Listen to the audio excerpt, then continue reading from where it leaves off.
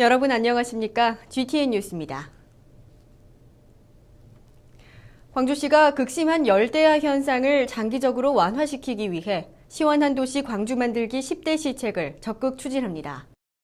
시는 기온 상승에 따른 도심 열섬 현상을 퇴치하기 위한 방안으로 도심 열저감 공간 확대, 2015만 그루의 나무 심기 운동 추진, 물순환 체계 확대, 바람길 조성 등 4대 분야 10대 시책을 2015년까지 지속적으로 추진한다고 밝혔습니다.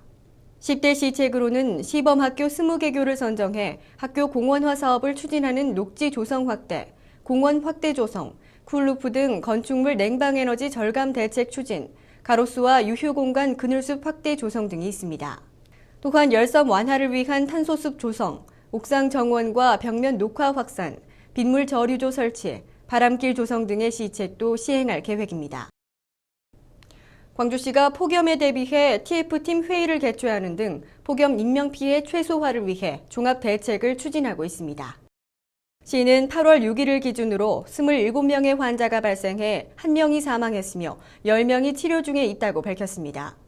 이에 따라 재난 문자 발송과 가두 방송, 낮 시간대 비닐하우스 작업을 피하도록 하고 있으며 민방위 경보시설을 이용해 폭염 경보에 따른 국민 행동 요령을 집중적으로 홍보하고 있습니다.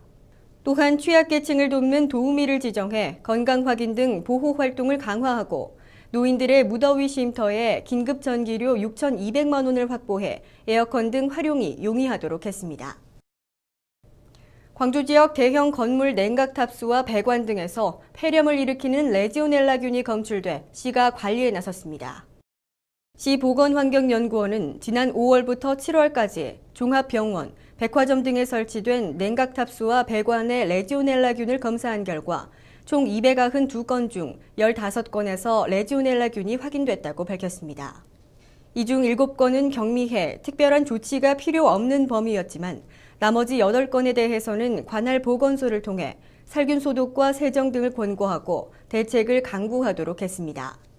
레지오넬라증은 제3군 감염병으로 독감형은 감기와 증상이 비슷하고 일주일 안에 회복이 되지만 폐렴형은 식욕 감퇴와 고열, 구토 등의 증상을 보이며 호흡부전과 쇼크 등의 합병증이 나타나 심하면 사망에 이를 수도 있습니다. 시보건환경연구원은 최근 무더운 날씨가 지속됨에 따라 냉방기의 가동이 증가돼 균이 급격하게 증식할 우려가 있다며 냉방기 청소와 소독을 철저히 해줄 것을 당부했습니다. 다음은 GTN 단신입니다. 광주시가 시 특성에 맞는 도시재생사업 아이디어 발굴을 위해 도시재생사업 발굴 아이디어 공모전을 개최합니다. 이번 공모전은 도시재생에 관심 있는 시민 누구나 응모할 수 있으며 광주시 도심 내 노후된 주거와 상업지역을 대상으로 자유롭게 도시재생사업 범위를 정할 수 있습니다.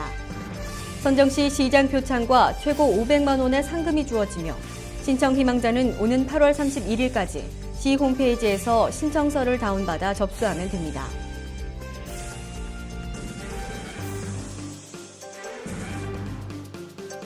광주시립도서관이 다문화 가족들과 지역민 간의 소통을 위한 다양한 독서 문화 프로그램을 운영합니다. 이번 프로그램은 오는 11월까지 외국인 전문 강사 등이 진행하는 다문화 동화 구연, 이웃나라 엄마가 들려주는 동화 이야기, 독서 클레이 등으로 구성되며 신청을 희망하는 가정은 시립도서관 홈페이지나 전화, 방문을 통해 신청 접수하면 됩니다.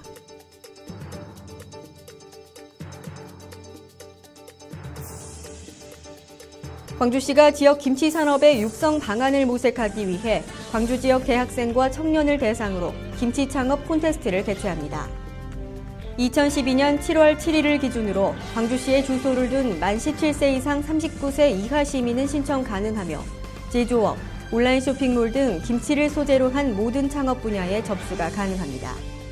신청 희망자는 오는 9월 19일부터 21일까지 관련 서류를 구비해 시관광진흥과로 신청 접수하면 됩니다.